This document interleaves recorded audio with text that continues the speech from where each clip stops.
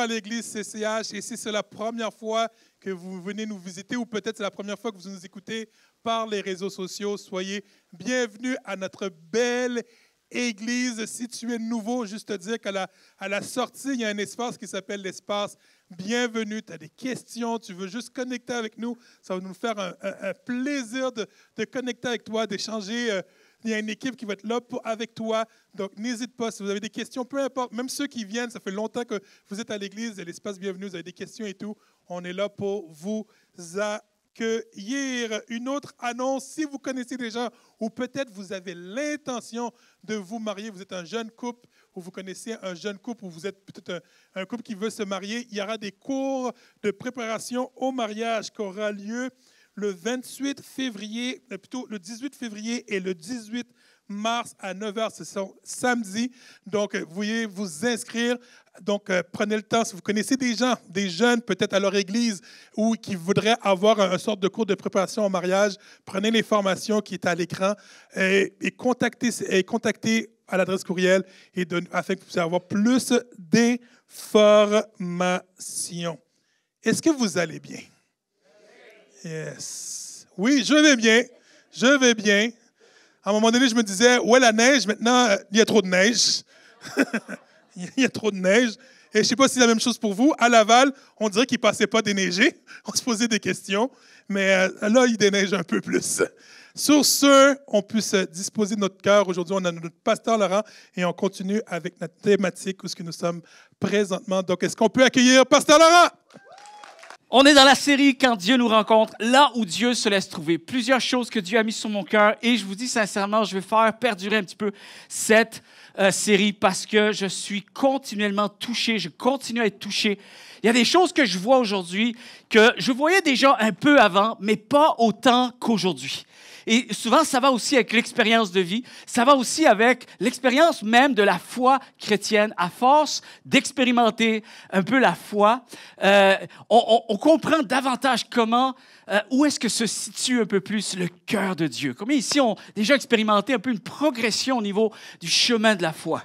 Des choses qu'on a peut-être compris au début de notre foi, et il y a des choses qu'on n'avait pas compris. Il y a des choses qui se sont même peaufinées avec le temps, que notre compréhension a évolué. Et ce que ça fait, les amis, c'est que ça nous permet de pouvoir vivre notre relation avec Dieu de manière plus libre, de manière plus qu'on soit plus épanoui avec Dieu. Et ce matin, le titre de mon message s'intitule « Aime ta vie ». Aime ta vie. Il y a des choses que des fois, moi j'ai perçu des choses quand j'étais plus jeune et je n'avais pas le courage d'en parler, déjà, parce que j'étais trop jeune dans la foi. Je vous ai déjà partagé ça un peu, mon phénomène un peu de complexe, parce que je n'ai pas grandi dans l'Église, donc je suis arrivé un peu comme un intrus, comme le gars qui débarque dans quelque chose que bien des gens avaient plus d'habitude que moi, étaient plus habitués. Donc moi, je suis le gars qui essaie de comprendre ce qui se passe. Tu sais, dans un contexte de vie chrétienne, contexte d'église, communauté de foi. Fait que j'apprends, j'essaie de saisir un peu plus le cœur de Dieu au travers de cet environnement-là. Mais très vite, je voyais aussi que je lisais la Bible, la parole de Dieu, je prenais du temps avec le Seigneur. Et souvent aussi, je voyais des mécanismes qu'on avait, des réflexes, la manière dont on vit la foi, les conceptions qu'on a, l'espèce de choses qu'on s'impose et tout ça. Et souvent, de plus en plus, je voyais, ça fait pas de sens, il y a une incohérence, mais je me disais, ça doit être moi, je suis pas habitué, je connais pas la Bible comme les autres, je suis pas encore assez longtemps depuis un certain moment dans la foi, donc j'ai eu comme ce complexe où est-ce que j'osais pas même en parler des fois avec d'autres personnes, d'autres chrétiens. Ensuite, ça a commencé une deuxième étape où j'ai pu avoir un certain courage de dire, est-ce que je suis tout seul à penser comme ça? Est-ce que je suis seul à avoir finalement, tu sais, ça ne matche pas, tu sais, ça ne se rejoint pas certaines affaires. Je vais en parler ce matin, là, peut-être vous dites, de quoi il parle, vous allez voir, j'introduis un peu le message. Et finalement, t'en as qui non, ça ne se situe pas, t'en as d'autres qui commencent à dire, oh, wow, je suis content, ça fait du bien que tu me le dises. il y a des choses aussi, je lutte avec, je combats avec, puis je pense que ça m'empêche de pouvoir bien m'épanouir avec Dieu. J'ai besoin de comprendre ça. Alors, on fait nos propres démarches, on fait nos recherches, puis on tire pas dans tous les sens. On n'est pas en train de blâmer qui que ce soit, on n'est pas en train de dire c'est les autres le problème. Comprenez bien, et j'en parle encore ce matin. Mais il arrive un temps où peut-être que vous allez dire, bon, c'est pas beaucoup, mais pour moi, c'est suffisant. 26 années de vie chrétienne, 23 ans à servir Dieu à temps plein. J'assume. Je m'assume. Et je suis convaincu de plus en plus de ce que je crois. Ça fait l'affaire, ça ne fait pas l'affaire. Ça plaît pas. Et c'est ça que j'ai réussi à régler avec mes dernières 10 années. Les 10 dernières années, je savais qu'il fallait que j'entreprenne un pèlerinage avec Dieu parce que je ne pouvais pas continuer à servir Dieu sans être capable d'être assez libre, de partager des choses qui constituaient pour moi certaines incohérences entre ce qu'on apprend et ce qu'on est appelé à vivre. Amen. Hey, yes!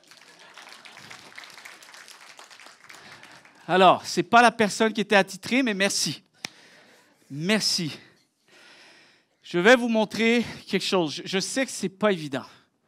J'ai déjà enseigné ça à l'école biblique en partenariat avec l'Université de Laval. J'ai déjà enseigné ces choses-là. Ça a suscité vraiment de belles discussions, de belles ouvertures. C'est certain que ça peut paraître un peu difficile parce qu'on n'a pas... Des fois, en tant que personne, on n'a pas suffisamment cheminé, on n'a pas pris le temps de réfléchir à cet aspect-là.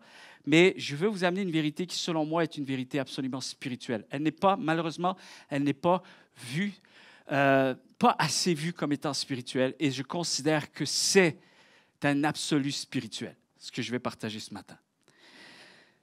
Dans Luc 15, verset 2, vous avez juste... En fait, je pense qu'il n'y a pas la référence... je n'ai pas mis la référence. Luc 15, verset 2, Matthieu 9, verset 11. Vous n'avez pas besoin nécessairement de la référence, parce que c'est quelque chose qu'on peut voir quand même dans l'ensemble des évangiles. Il y a une chose qu'il faut essayer de comprendre. Pourquoi? Qu'est-ce qui se passe? C'est que Jésus arrive et il sert Dieu. Jésus arrive et il prend les Écritures. Et il prend les Écritures anciennes. Ça va? Et une des choses qu'il faut peut-être réussir à se dire, c'est qu'est-ce qui se passe? Il y a une question qu'il faut soulever. Il y a une interrogation. Il faut que cette interrogation-là, il faut qu'elle arrive. Comment se fait-il que les religieux, et là je parle de religieux, je ne parle pas nécessairement avec une connotation négative. Quand je dis religieux, il y a des gens qui sont religieux. Je suis religieux. Pour mon voisinage, je suis une personne religieuse. Ça ne veut pas dire que je ne suis pas un bon chrétien. Je suis une personne religieuse. Les religieux de son temps critiquaient Jésus. Les deux n'arrivaient pas à être sur la même longueur d'onde. Et ça, on le voit parce qu'il disait que c'est une personne qui fréquente des gens de mauvaise vie. Hein? C'est un mangeur, un buveur. Bon, on ne s'arrête pas beaucoup là-dessus. Mais ça reste quand même, c'est incroyable comment Jésus a construit son témoignage au travers justement de ces relations qu'il avait avec ces gens-là. Alors, il accueillait ces gens-là, tandis que les religieux, eux, prétendaient que pour garder notre spiritualité, pour demeurer vraiment de vrais serviteurs de Dieu, il faut absolument se tenir le plus loin possible de ces gens-là. Ça va? Puis l'autre aspect, et c'est là que je veux vous amener, ça fait un peu office d'enseignement ce matin, mais vous allez voir, je vais prêcher l'Évangile ce matin. Je sais que même une personne nouvelle qui est dans ce lieu, c'est la première fois que tu rentres, première expérience dans une église, je sais que ce message va te faire du bien. Et je suis convaincu que tu vas dire, OK, ça me sécurise, ça m'apaise. Parce qu'on a des préjugés, les amis, et les préjugés ne sont pas arrivés tout seuls. Les préjugés, là, c'est pas vrai que les gens sont fermés à Dieu, les gens ne veulent rien savoir de Dieu. Faux. J'ai beaucoup de relations avec des gens qui ne vont pas à l'Église, qui ne sont pas nécessairement intéressés à faire une démarche de foi.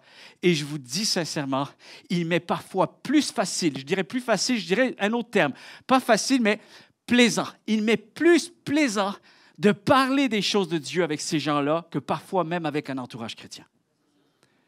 Écoutez bien ceci.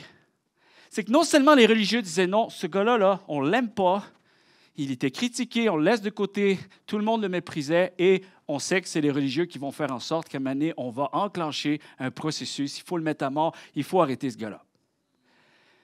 Ce qui est assez particulier, c'est que Jésus va faire le même travail de son côté. Et ça, parfois, on ne veut pas l'admettre. Mais Jésus a ordonné à ses disciples de ne pas se tenir avec eux. C'est un contraste qu'on ne voit pas, ou peut-être qu'on ne veut pas voir, parce qu'on a peur peut-être de faire partie du mauvais groupe. Mais Jésus n'a choisi aucun religieux dans les 12 hommes qu'il va choisir pour changer le monde. Aucun. Aucun religieux.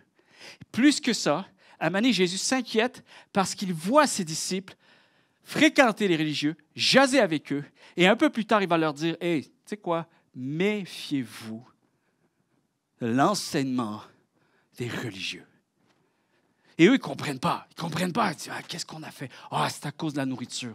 C'est à cause de la nourriture qu'on a oublié. » Eux, ils n'ont rien compris. Parce qu'il parle du levain, il fait un symbolisme qu'eux, ils enseignent quelque chose, ça fait lever la pâte, mais il n'y a pas de consistance en arrière. Ça paraît beau de l'extérieur, il n'y a pas de consistance en arrière. Jusqu'au point, il va dire à ses disciples, évitez ces gens-là. C'est Jésus-Christ, le Fils de Dieu, qui aime l'humanité entière.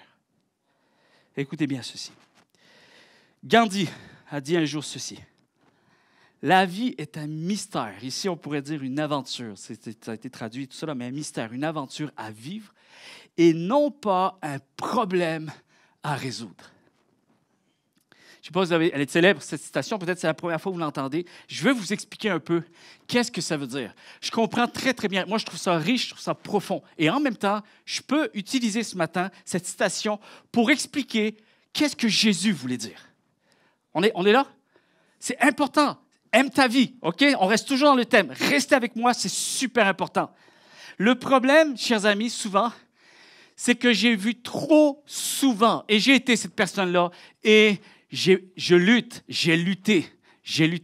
beaucoup moins aujourd'hui, mais je continue à lutter. Je veille, je reste éveillé sur ce piège de vivre ma vie chrétienne toujours avec un constat insuffisant.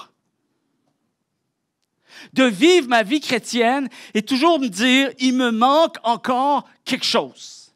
Il me manque toujours quelque chose. Ou je veux absolument devenir quelque chose. Et la réalité, chers amis, c'est qu'on se rend malade avec ça. Au lieu de vivre notre vie, on la subit. Et je comprends Gandhi ce qu'il essaye de dire. Parce que probablement qu'il a dû voyager dans la vie à travers d'autres voyageurs de la vie. Et finalement, on constate que le piège est toujours le même pour tout le monde. On veut toujours avoir plus. Et on a peur de manquer quelque chose.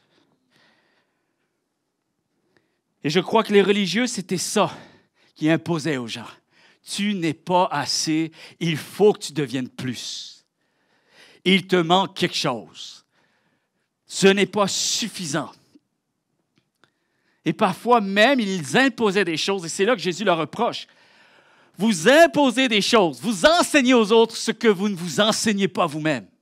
En fait, vous êtes en train de dire, faites ceci, mais vous savez, si vous êtes honnête avec vous-même, vous n'êtes pas capable de vous rendre là, mais vous faites à croire que vous vous êtes rendu et vous imposez aux autres de s'y rendre.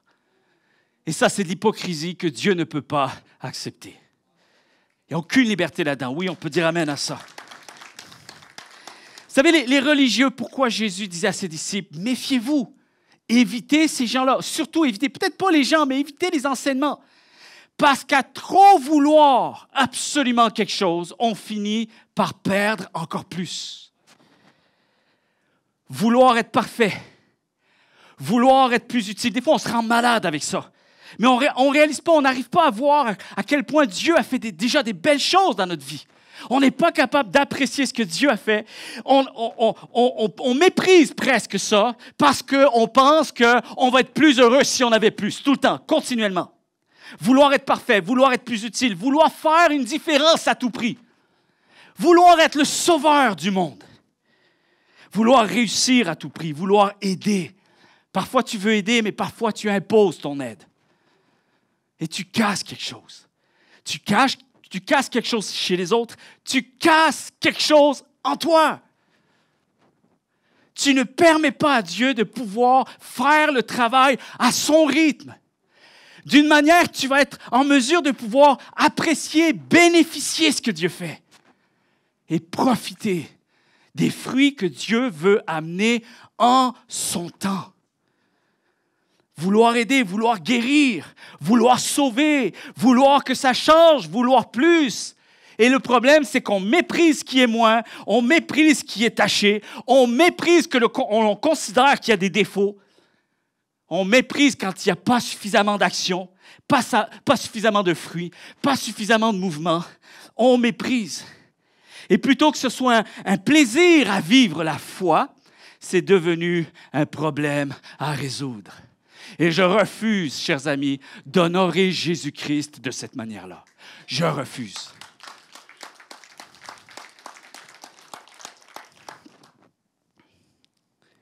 Je crois que Jésus a fait tout ce qu'il fallait pour que nous puissions aimer la foi.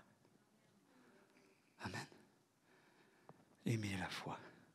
Dernièrement, j'étais dans une émission, j'ai écouté des fois, j'ai regardé des émissions en France, peut-être ma culture un peu, là, je retourne là-bas. Puis des émissions vraiment bizarres en France. Vraiment. Je suis content de ne pas être en France, parce que je vois des fois mes parents, ils s'abrutissent devant de telles émissions. Mais bon, je peux me permettre de le dire, je leur ai dit en face.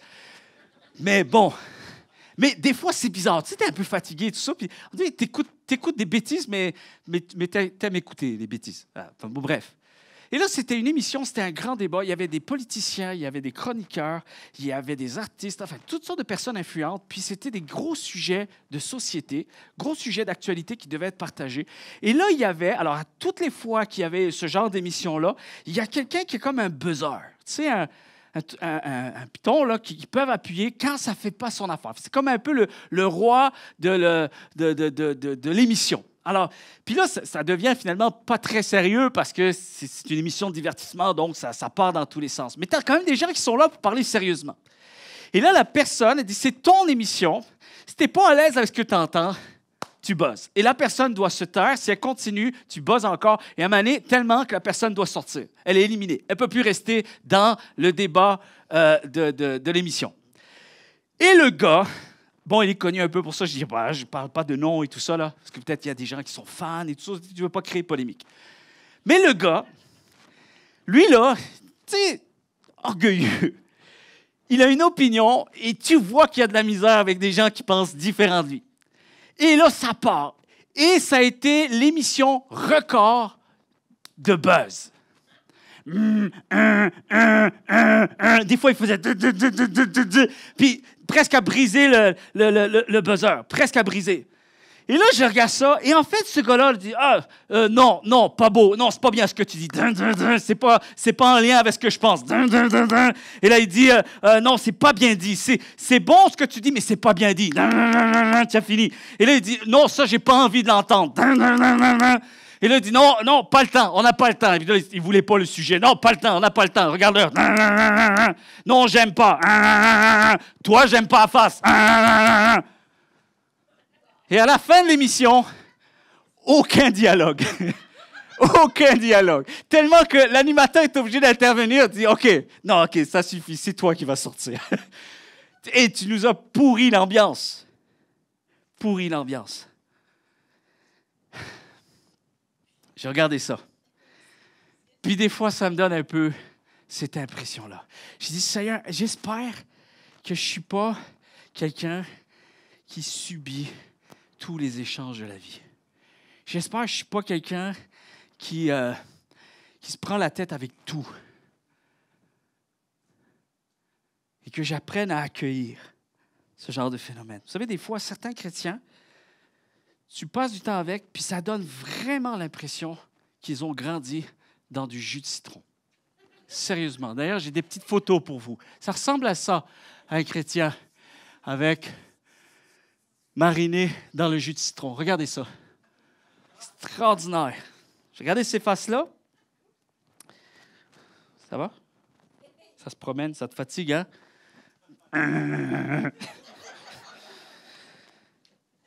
Merci, Candy. Vous savez, des fois, je ne sais pas pourquoi, mais comment ça se fait que parfois, un environnement de foi peut arriver à ne plus inspirer la foi?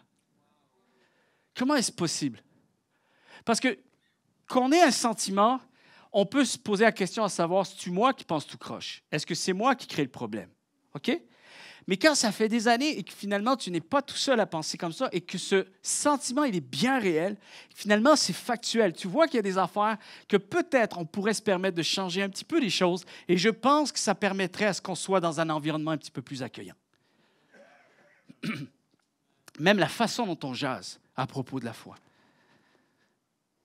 Et sincèrement, des fois, j'ai l'impression, ça vous est déjà arrivé d'être en relation avec quelqu'un, il te fait un compliment, puis tu as vraiment l'impression que c'est un reproche.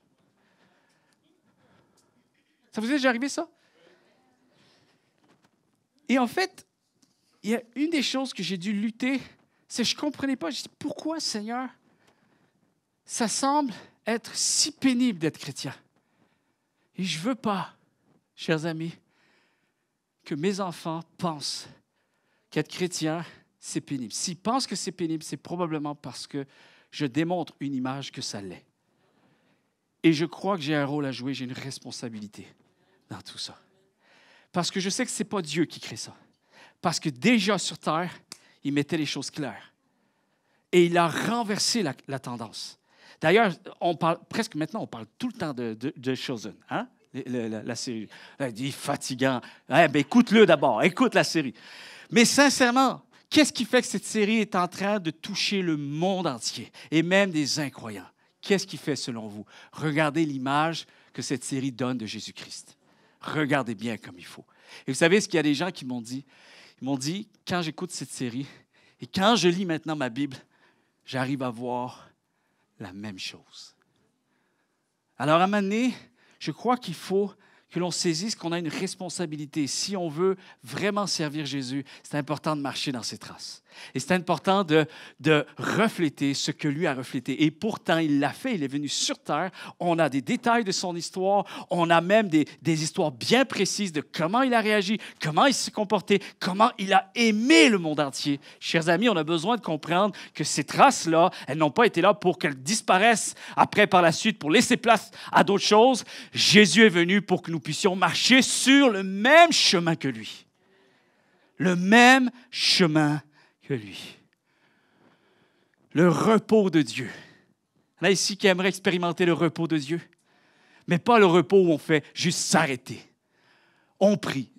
On va juste prier. Ça, c'est le repos de Dieu. C'est faux. Jésus était extrêmement occupé et il reflétait le repos de Dieu.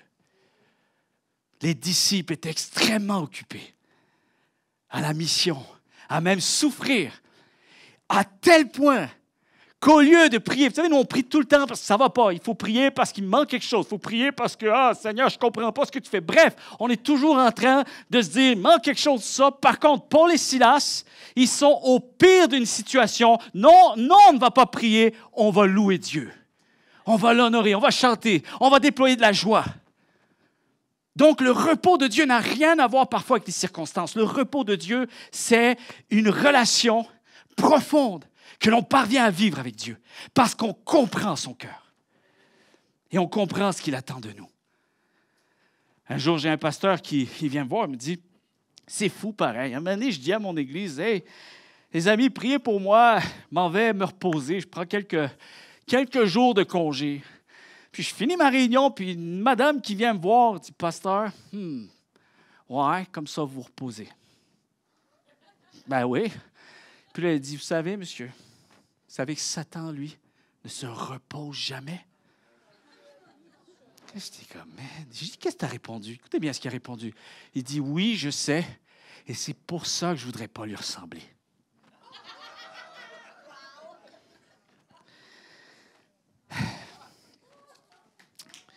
Oui, yes.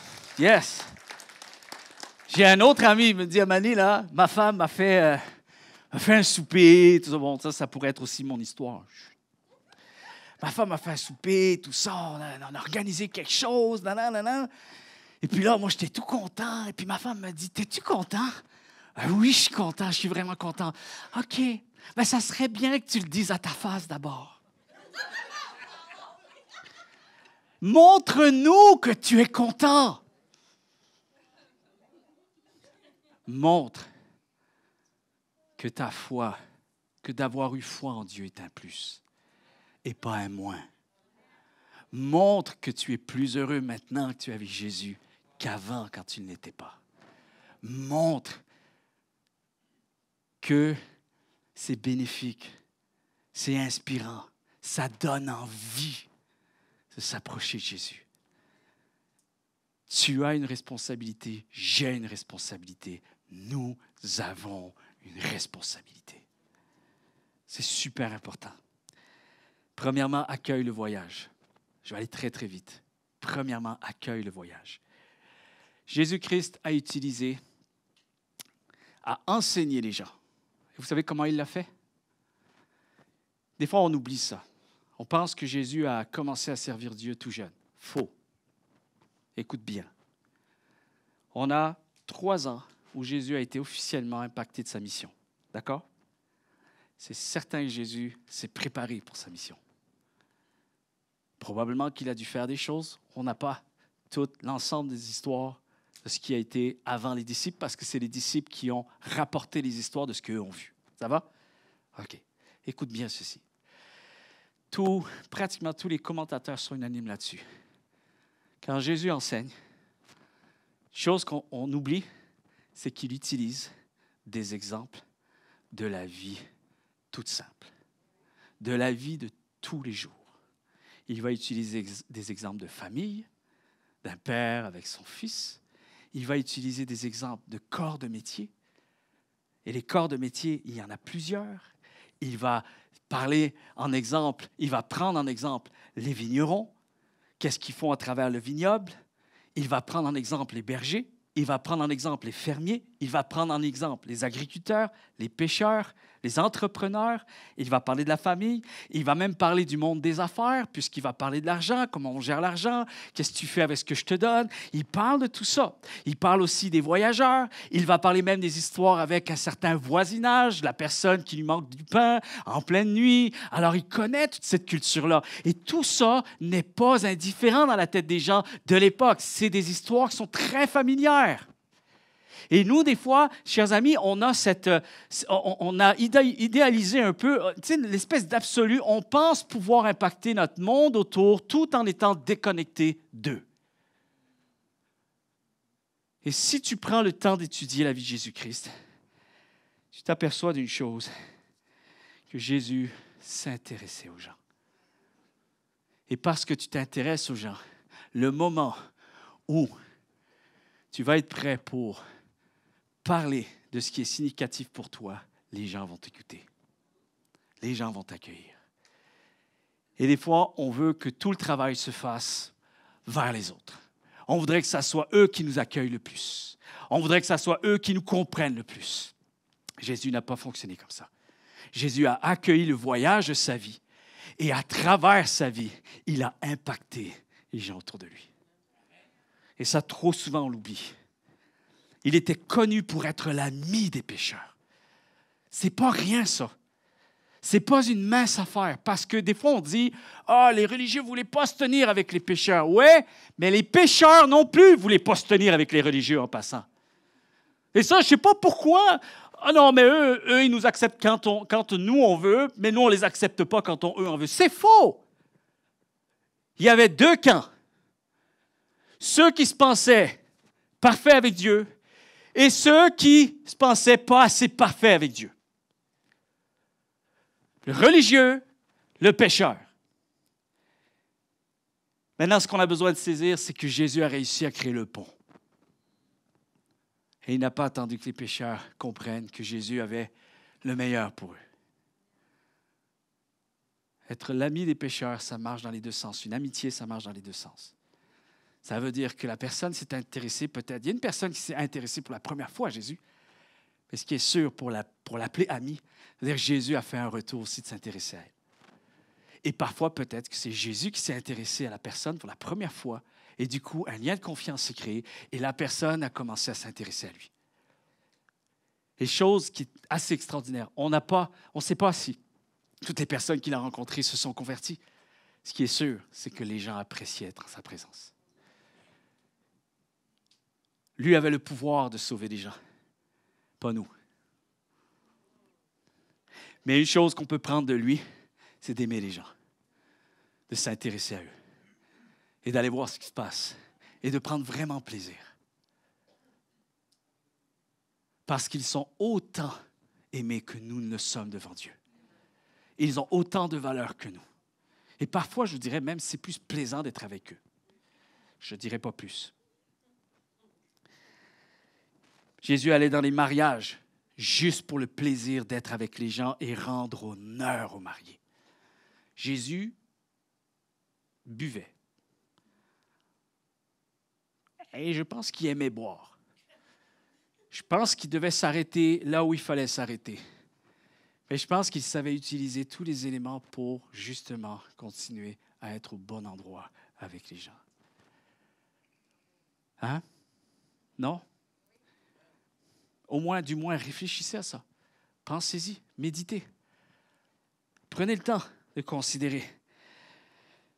Tous les commentateurs sont unanimes. Jésus devait absolument, certainement, assurément être accessible. Écoutez bien.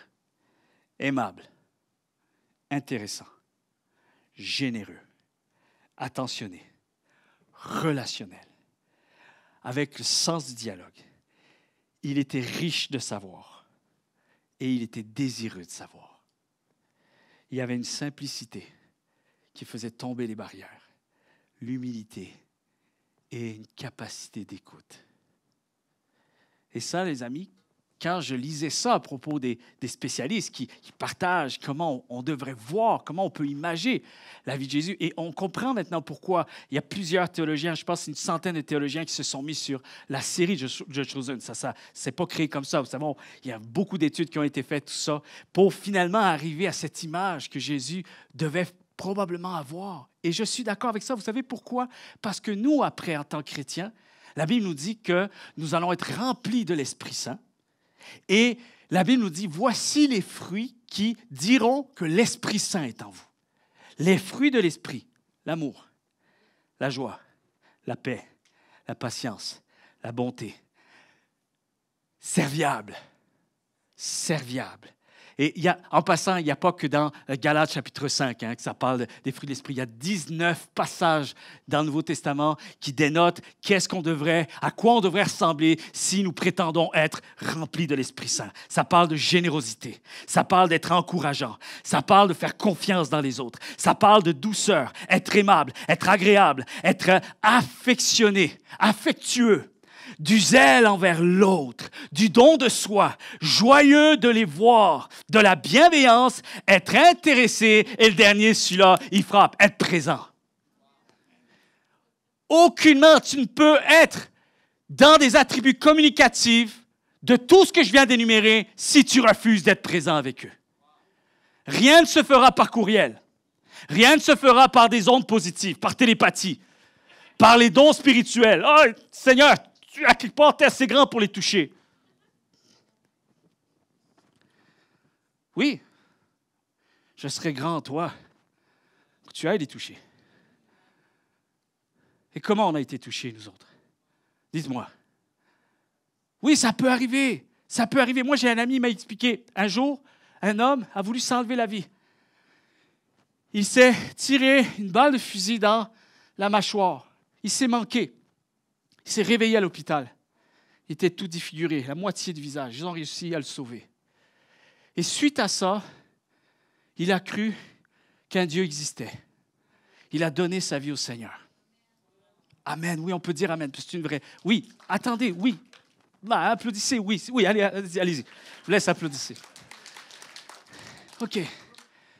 Sauf que ce que j'ai aimé quand le pasteur a raconté l'histoire, il dit ça, les amis, c'est une façon de se convertir. Ça ne veut pas dire que Dieu fera toujours la même chose. Mais le plus simple, c'est d'aller au plus simple. Je ne sais pas pourquoi on cherche toujours à avoir des choses extravagantes, parce qu'on a un Dieu qui est puissant, qui est grand, alors qu'en réalité, Dieu voudrait passer par sa grandeur au travers des choses que nous sommes en mesure de pouvoir faire. Et l'Église de Jésus-Christ doit prendre ses responsabilités. Amen.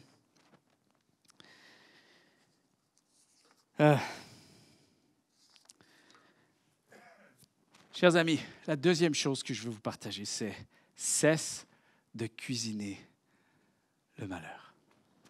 OK. Je vais vous donner les 10 ingrédients pour réussir parfaitement la recette d'une vie malheureuse. Donc, après, à vous de choisir. Si peut-être vous allez réaliser, je dis, hey, peut-être que je cuisine en mettant ces ingrédients un petit peu trop. Là. À vous de voir. J'ai 10 ingrédients, vous allez voir combien vous en mettez dans votre vie. OK? Après, peut-être ça peut avoir une cohérence. Tout s'explique. Je commence à comprendre pourquoi je n'arrive pas à être épanoui avec Dieu. Je ne parle pas d'une vie sans Dieu, je parle d'une vie avec Dieu. All right? 10 ingrédients pour réussir parfaitement la recette d'une vie malheureuse. 1, se plaindre. Plains-toi, tu es déjà bien parti. Ça sonne bien. C'est une belle intro. Se plaindre quand ça ne se passe pas comme on le veut. Se plaindre quand ce n'est pas exactement à notre goût. All right? 2, refuse de faire face à tes propres responsabilités. Si tu continues bien pour réussir la recette d'une vie malheureuse. Et vous savez comment on fait pour refuser de prendre ses responsabilités? C'est quand on invente des excuses. On invente des excuses. Moi, je crois qu'on s'est caché derrière le spirituel pour ne pas vouloir être plus spirituel. En fait, c'est la meilleure des choses. C'est exactement ce que Satan fait. Il prend l'imitation de Dieu et il nous amène vers le mauvais chemin. Il y a une chose que Satan ne peut pas imiter Dieu. La seule chose. Vous savez, c'est quoi le seul attribut qui fait qu'on peut voir où est-ce que Dieu est et quand est-ce que Dieu n'est pas? L'amour. L'amour. C'est pour ça. Vous comprenez maintenant pourquoi Jésus a dit, il y a une chose qu'on va faire, qu'on va vous reconnaître. Une. Pas deux. Une. Il a dit même les 2 commandements. Aime Dieu, amour. Aime les autres, amour. Et après, plus loin, il va dire, il y a une chose qui va faire que les gens vont vous reconnaître, que vous m'appartenez. L'amour que vous aurez les uns envers les autres. Il y a des gens qui faisaient des miracles au nom de Satan. Il y a même des démons qui ont prié Jésus et ils ont eu l'exaucement à leur prière. Il y a plein d'histoires qui nous montrent que notre mission à nous, oui, c'est de s'attendre à ce que Dieu fasse des choses que je ne suis pas capable de faire. Ça, je crois, j'ai la foi. Mon corps est une preuve que Christ est encore vivant aujourd'hui et qu'il accomplit des miracles. J'y crois à ça. Mon père a été sur le point de mourir, dans le coma, pendant 5 jours. J'ai eu mon père hier, pour la première fois en vidéo, puis on a parlé. Puis là, il avait toute sa voix. Il dit, « Hey, mon fils! Ah, mon fils! » Et il me regarde, il dit, « Tu as vu ton père? La mort, elle va attendre. » Il me dit ça. J'ai dit, vraiment, c'est vraiment lui. C'est vraiment mon père. Il est là. Tout est là. Et quand les médecins disent, c'est incroyable. C'est incroyable. Je rends grâce à Dieu. J'avais dit 2 choses dans le courriel. Prier pour un miracle. Première des choses, miracle. Parce que je crois que Dieu le fait encore. Et la paix. Parce qu'à la fin de tout, je veux que mon père s'en aille en paix avec Dieu. Parce que si ces jours s'apprêtaient à être tous comptés devant Dieu, et ça, c'est juste Dieu qui le décide, alors je veux juste m'assurer que Dieu nous fasse grâce, que mon père part avec la paix. La beauté dans cette histoire, c'est qu'il a eu les 2, le miracle et la paix.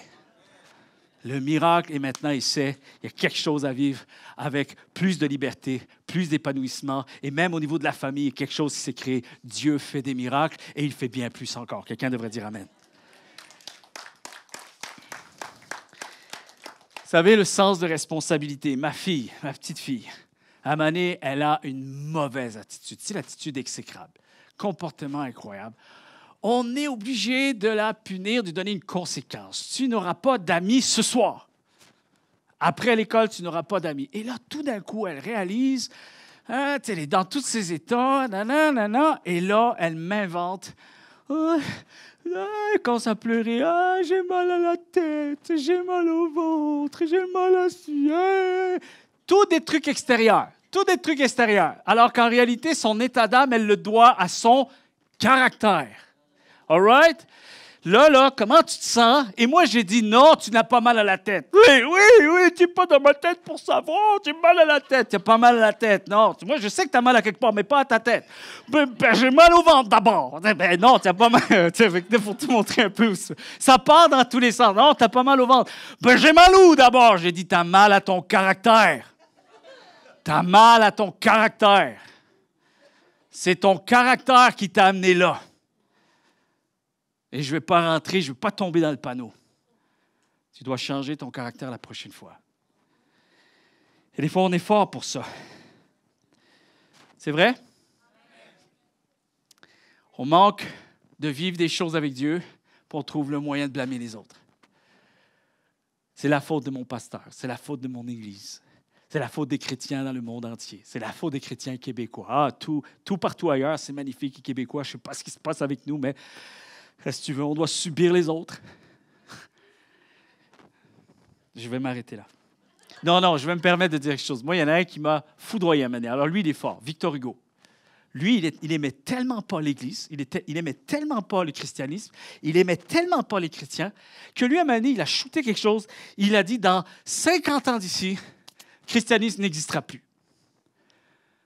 Sa propre maison, 50 ans plus tard, regardez l'humour de Dieu, 50 ans plus tard, sa propre maison est devenue une maison d'édition pour la Bible. Ça va? Ça va? Et si j'avais été là, si je pouvais le voir, Victor Hugo, je dirais non! C'est toi qui n'aimes pas l'Église.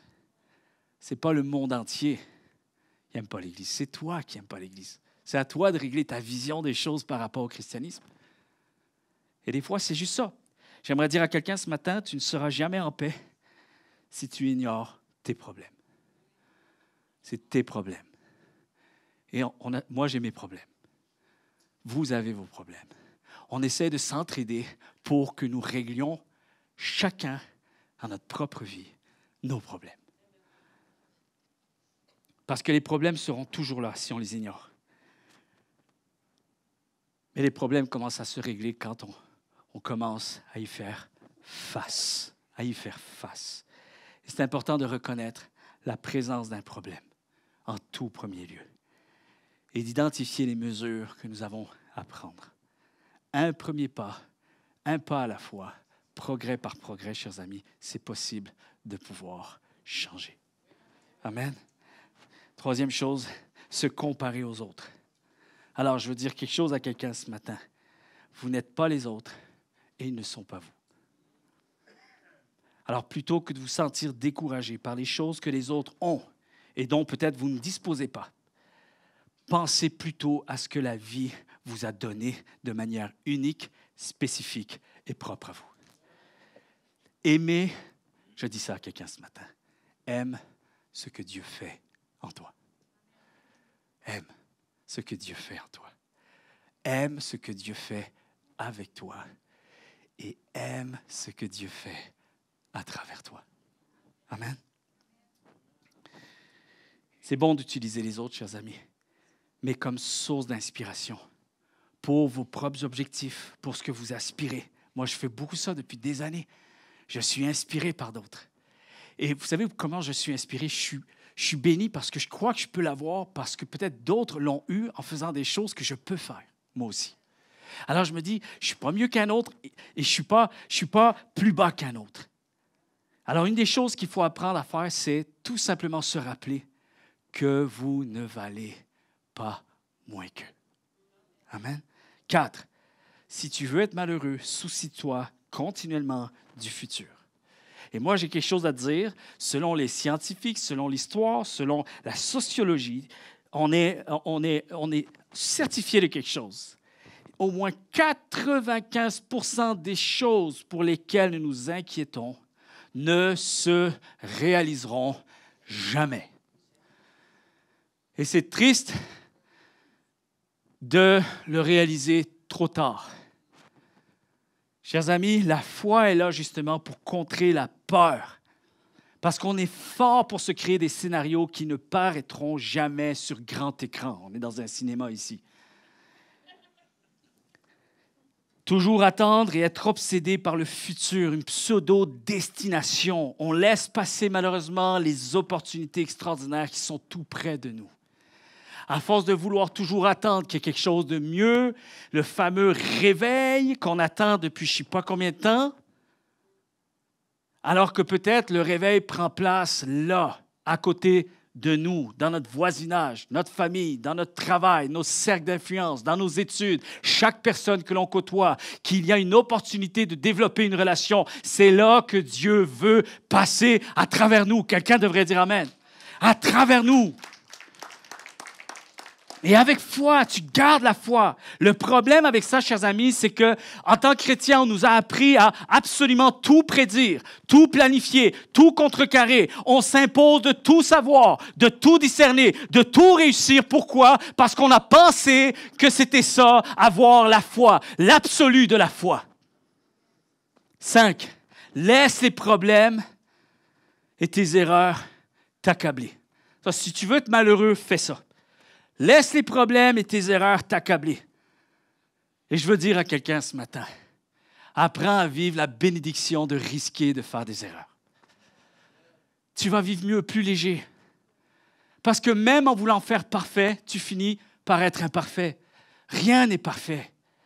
Mais fais ce que tu aimes. Oui, évalue le risque. C'est sûr qu'il y a un niveau de risque qu'il faut éviter. Quand il y a danger, quand c'est compliqué, mais pas pour tout, chers amis.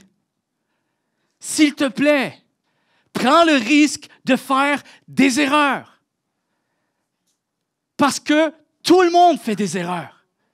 Et le monde se porte mieux parce qu'il fait des erreurs. Sans les erreurs, il n'y a pas de péché. Sans le péché, il n'y a pas la grâce de Dieu. Et Paul va dire, est-ce que je vous incite finalement à pécher pour que vous puissiez découvrir Dieu? Non! Mais arrête toujours d'avoir peur que quelque chose soit encore plus imparfait. Et vis la bénédiction de vivre spontanément tes choses. Tout le monde a des problèmes, chers amis. Tout le monde doit faire face à des reliefs qui sont imparfaits. Je n'ai pas tout ce que je veux. Moi, dans ma maison, ça fait des années que je veux un foyer à bois. Ben, je ne l'ai pas. J'essaie de négocier quelque chose avec ma femme. Je ne l'ai pas. Je ne l'ai pas. Mais, les amis, ça fait 20 ans qu'on est mariés avec ma femme. On a une famille très unie. Je suis toujours à la maison.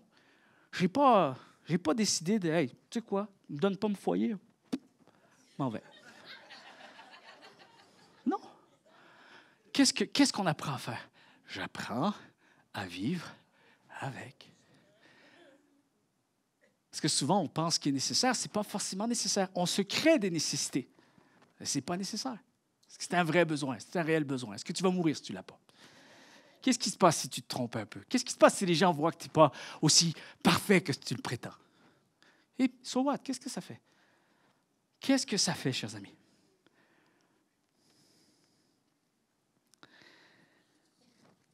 Un ami à moi qui a posté une vidéo, qui est dans le sport. Alors, il utilise le symbolique du sport pour dire ceci. Pour t'améliorer comme athlète, tu dois accepter de faire des erreurs. Je dirais même que tu dois développer un bon rapport avec l'erreur. Je te l'accorde, c'est déplaisant de faire des erreurs. Mais si tu ne fais plus d'erreurs, c'est signe que tu es entré dans une zone trop confortable. Malheureusement, le confort nuit à ta progression. Alors, essaye de nouvelles choses qui vont rendre la tâche difficile. Rends-toi la tâche difficile et accepte de faire des erreurs. 6. Faire des choses que l'on n'aime pas faire. Ça, c'est une chose que je veux vraiment faire attention. Je sais qu'on sert le Seigneur, mais il y a des choses qui me défient dans ce que je fais pour Dieu. Ça va? Vous êtes là? Ça me défie. Ça ne veut pas dire que je suis malheureux de les faire. Et je refuse de continuer sur un chemin qui me rend malheureux. Est-ce que vous comprenez?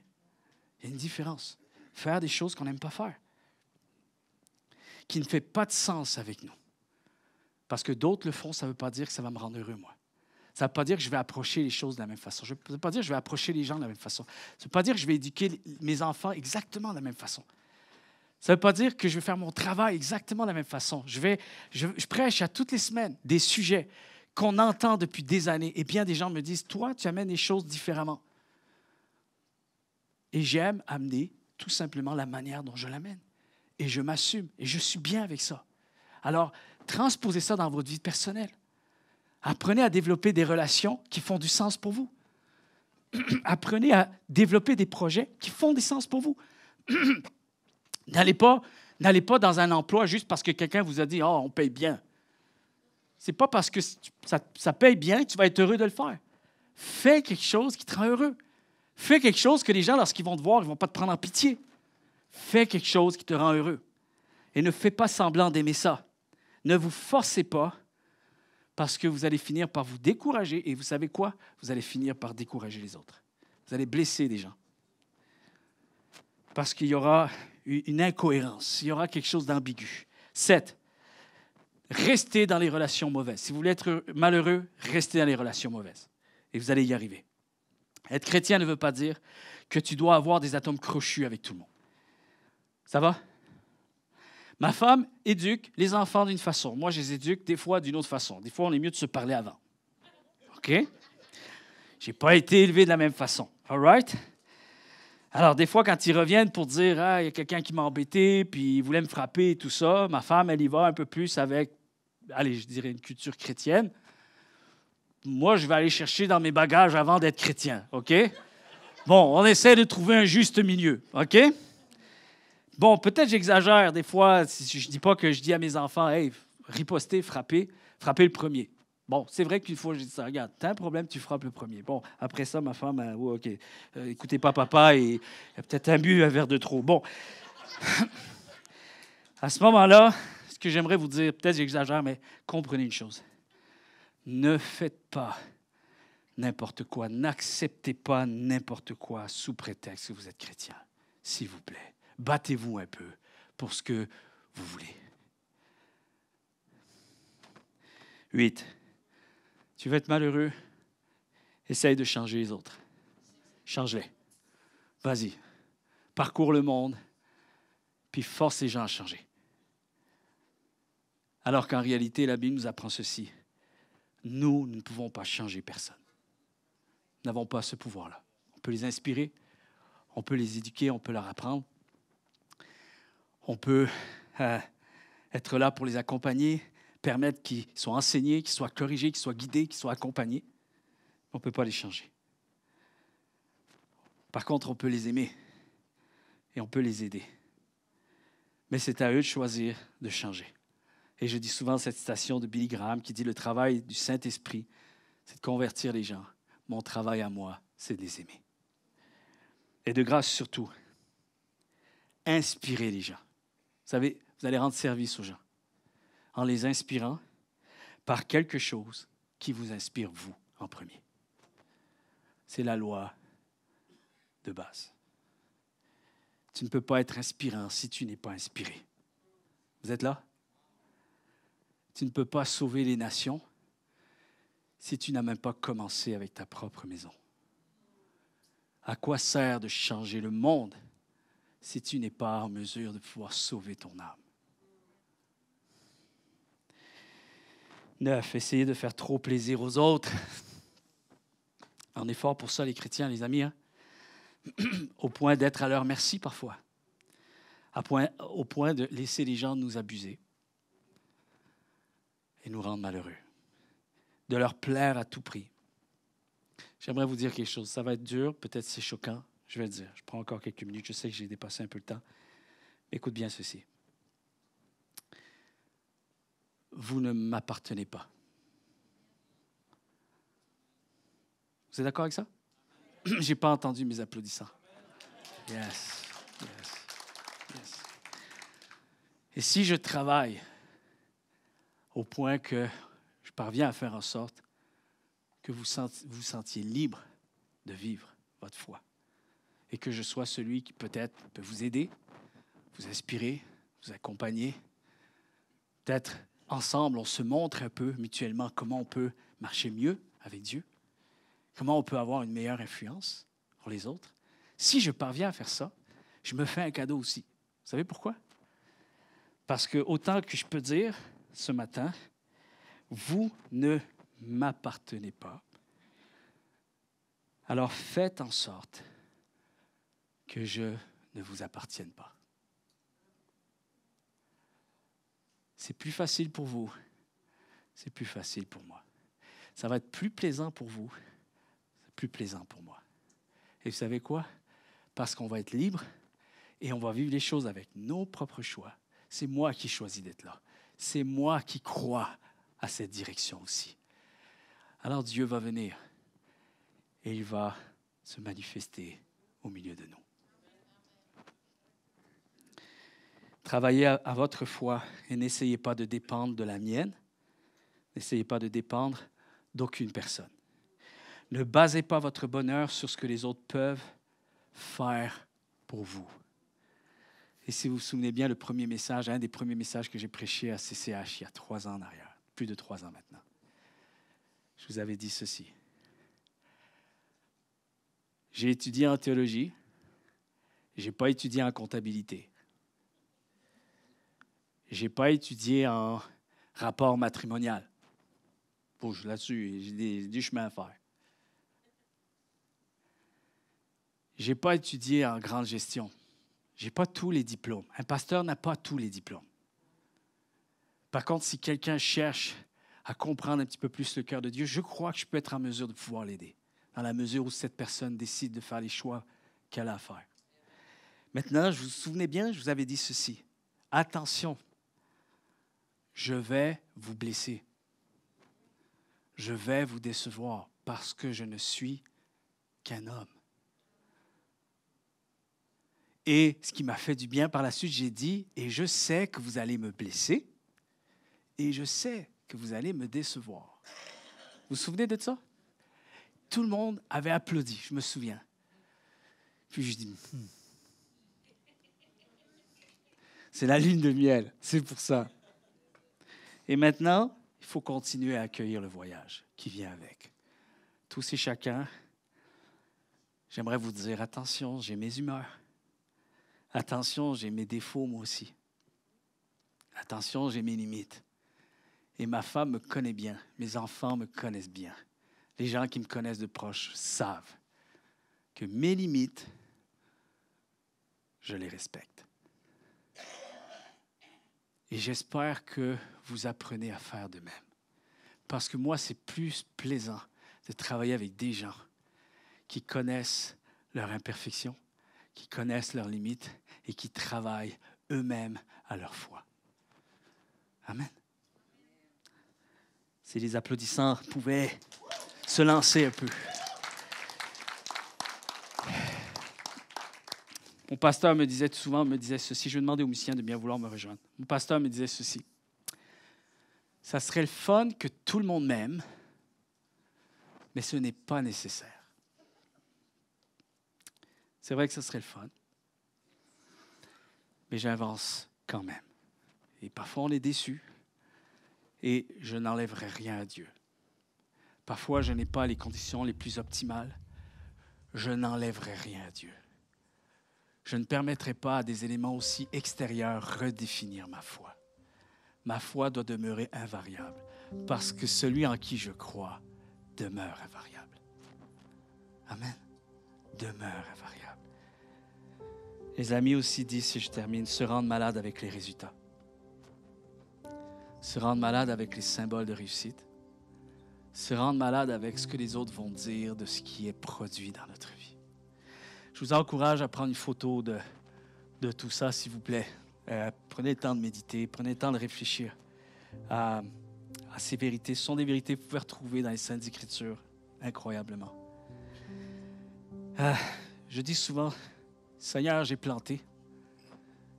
Seigneur, j'ai arrosé parfois. Mais c'est toi qui fais croître.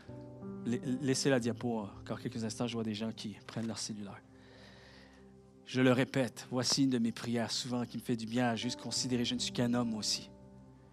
Seigneur, j'ai planté. Seigneur, je fais ce que je peux pour arroser. mais je sais que je ne peux pas prendre ta place.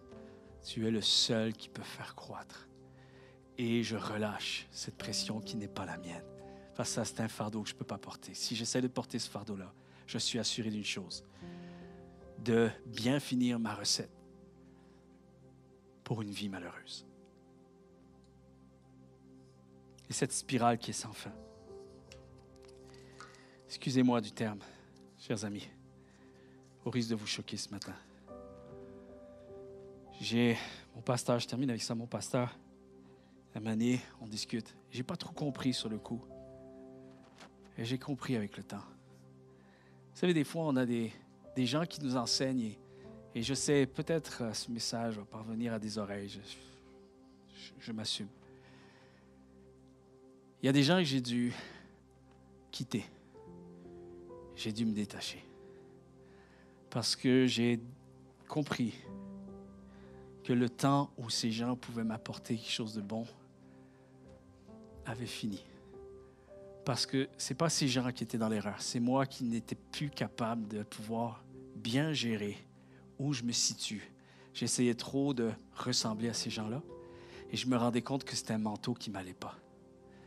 Et à un moment donné, ça m'a pris beaucoup de courage, mais j'ai dû le faire. J'ai essayé de leur expliquer du mieux que je pouvais. Ça a été difficile, ça a été blessant. Mais j'ai dû quitter la maison. Parce que je savais qu'il fallait que je sois plus en lien avec moi-même. Parce que j'ai réalisé une chose, chers amis. Je servais Dieu sans être heureux. Alors c'était mieux de lâcher un peu le service de Dieu de manière officielle pour éviter qu'avec le temps, je finisse par lâcher le chemin de Dieu. C'était plus possible pour moi de concevoir. Et le Dieu qui sauve l'humanité entière n'arrivait pas à me rendre heureux. C'était pas possible. Quelque chose n'allait pas. Je devais faire mes choix. Je l'ai fait. Ce qui m'a frappé, c'est qu'un jour, mon pasteur m'a dit ceci. Tu sais, il ne parlait pas à moi nécessairement parce que c'était bien avant, mais ça m'avait travaillé. Il dit, tu sais, des fois, Laurent, je préfère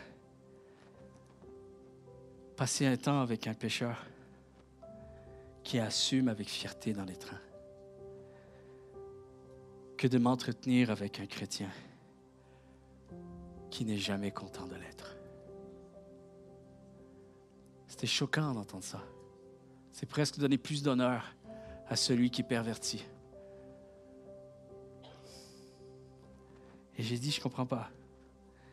Tu sais, quand on parle toujours de ce que l'on ne fait pas d'assez bien, jamais apprécier notre vie, jamais apprécier ce que l'on est. On regrette de ne pas être mieux, de ne pas être dans une meilleure posture, jamais être bien avec soi-même, être en paix avec les autres. On n'est pas en paix avec les autres, toujours en chicane, frustré. On ne parvient pas à être content du privilège que l'on a d'être enfant de Dieu. On ne parvient pas à refléter l'amour que Dieu nous donne. De toujours jouer à la police. Toujours rester sur nos gardes, être méfiant. Jamais avoir un vrai visage authentique. Jamais avoir un visage qui accueille. Et finalement, on expose toujours quelque chose qui repousse. Mais on ne parvient pas à montrer qu'on est paisible et qu'on est serein.